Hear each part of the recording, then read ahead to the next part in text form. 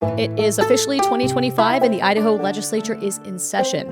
Now, we've got you covered with a weekly digest on the latest developments coming out of the State House, delivered right to your inbox every Monday morning.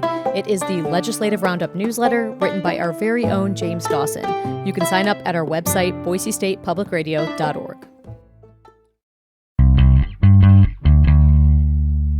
From the studios of Boise State Public Radio News, I'm Gemma Gaudette. This is Idaho Matters. Political leaders and former presidents gathered today in Washington, D.C. for the funeral of Jimmy Carter, who died on December 29th at 100 years old. Since the former president passed away, we've heard a lot about his legacy and what he did in office, but we haven't heard much about how he managed to protect more than 100 million acres of Alaska's wildest and most beautiful landscapes. And it turns out Carter got that idea to save all that wild land while he was floating the Middle Fork of the Salmon River in Idaho. Journalist Rocky Barker wrote about the trip that changed the face of Alaska's wilderness on his blog site, and he's joining us now to tell that story. Hi, Rocky. Hi, Gemma. So take us back to 19...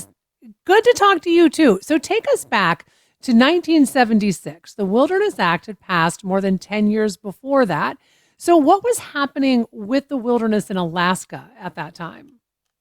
Well, they had passed in the 1971, they passed the Native Claims Act, and the environmental community had been trying to make national parks and refuges and wilderness areas out of a whole lot more of the public lands. And so Carter invites Governor Cecil Andrus to his place, apparently down to Plains, and he's thinking about making him the Interior Secretary. And Andrus says to him, "Well, you're a fly fisherman. Why don't you come out to Idaho and we'll float the Middle Fork of the Salmon River?" Well, soon after that, he names Andrus the Interior Secretary, and in 1978, they get together here in Idaho. Okay, so at that point, Rocky, there were environmentalists back in the 70s who wanted to protect land in Alaska, but they were actually blocked by that state's congressional delegation. So in the meantime, as you said, Jimmy Carter is talking to Idaho Governor Cecil Andrus, and as you said, he ends up being Interior Secretary. So at this point, Rocky, take us to when Andrus says basically, "Hey, Mr. President, let's go float the Salmon River," and Jimmy Carter says yes. So talk about this trip and about this stretch of the Middle Fork. So it's August of 1978. Andrus has been Interior Secretary for about a year and a half, so they've become, very pretty. They know each other pretty well. Carter and his family fly into Boise, and then they get together. They fly a helicopter into Indian Creek. Now, Indian Creek is about 30 miles into that 100-mile float, and they get into rafts with kind of legendary outfitter Norm Guth and start floating the river with their wives and fly fishing and just having a wonderful time. This is just such a beautiful spot in Idaho. We are so blessed with it. It's got like 100 class 4 rapids. It's got hot springs all along the way, beautiful scenery, and they're sitting in a campground. And they're sitting in there around a campfire, and they're talking about the different things that they're working on. And Carter asked Andrus, "Well, what about Alaska? We can't seem to get past the delegation up there in Alaska." And Andrus says to Carter, "Well, Mr. President, you actually can protect that area as a national monument." And Carter says, "I can do that?" And he says, "You have that authority, sir." And Carter says, "Well, then let's do it." So now it's 2 years later. It's 1980, Mhm. and uh, Carter loses the election, and they still Right. haven't gotten this resolved. This time, it's actually a Democratic senator from Alaska who's stopping this. They've kind of made deals with the Republicans, and they were pretty close to getting this done, but they couldn't get past this roadblock. So Carter goes back to Andrus's idea, and he designates 56 million acres as a national monument, and then another 36 million acres that he could designate as a monument before he leaves office. And that really shook things up. He was hung in effigy, so was Andrus, for that matter. People in Alaska were very mad, but eventually they got it through, and it was 106 million acres total of, I think, 80 million acres of national parks. There were wildlife refuges and indeed wildernesses. So, Rocky, with that said, in order to get this through, did Carter end up having to use the Antiquities Act to protect this land in Alaska? He used it, but then the legislation overrode it, and it became legislation that protected this 106 million acres.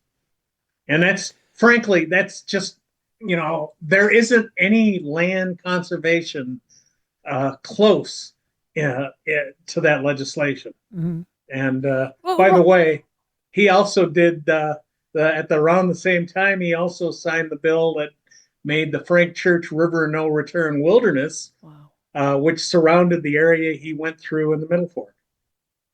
So, Rocky, you've actually floated the Middle Fork a handful of times, and I'm About five curious to times, yeah. know. Okay, 5 times. So, as you said, that's the Frank Church Wilderness area that Carter also protected, along with this 106 million acres in Alaska. I can only imagine what all of this land would look like today if Carter had not protected this land, even though, as you said, he and Andrus were both vilified for it. Isn't that interesting how, when you look, upwards of almost 50 years later, how people are so thankful for the fact that this land was protected.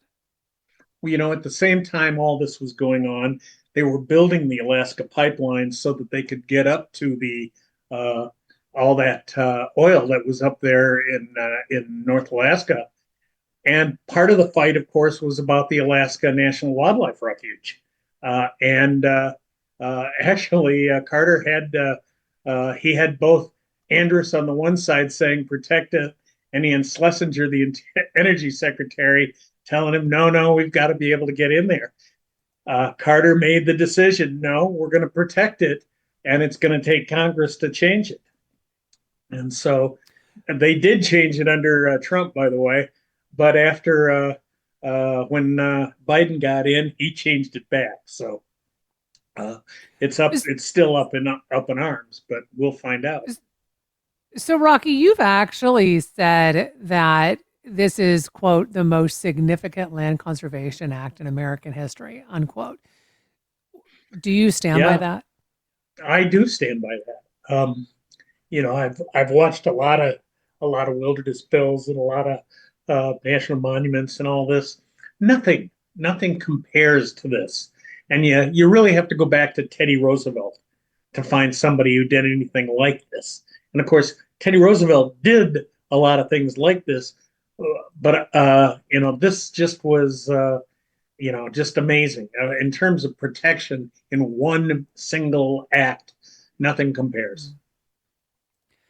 So, Rocky, before we wrap up, I mean, we just saw former President Carter's funeral at the National Cathedral in D.C., and he has such a legacy. But this story in particular, I think, Rocky, a lot of people don't necessarily know and don't recognize what he did to protect lands. Why was it important for you to write about this story? Well, I loved, by the way, watching the funeral, partially because Hmm. we always talk about Carter for what he did after he left the presidency. And I think Yeah, that it's yeah. wrong to just limit his legacy to that. Obviously, this act and a lot of other things that he did uh, were were really significant and had impacts all the way till today. And but this one, was a big deal, and it really was a big deal, of course, for Andrus and Idaho. Well, Rocky, we just so appreciate you coming on and talking to us about this story. It is just fascinating. Really appreciate your time today. Well, thank you, Gemma. Uh, it's amazing, an amazing story. It really, really is. We've been talking with journalist and blogger Rocky Barker about a trip former President Jimmy Carter took on the Middle Fork of the Salmon River in Idaho and how it changed Alaska's wilderness forever. This is the Idaho Matters podcast. I'm Gemma Gaudette. If you like podcasts like this, explore more from the Boise State Public Radio podcast family. There you'll find a mix of daily news, Idaho voices, and in-depth series on a wide range of topics. I'm talking wild horses, political scandals, sustainable ranching, and militia groups in a post-January 6th world. Wherever you get your podcasts, just search Boise State Public Radio to find what Idaho's NPR station has in store for you.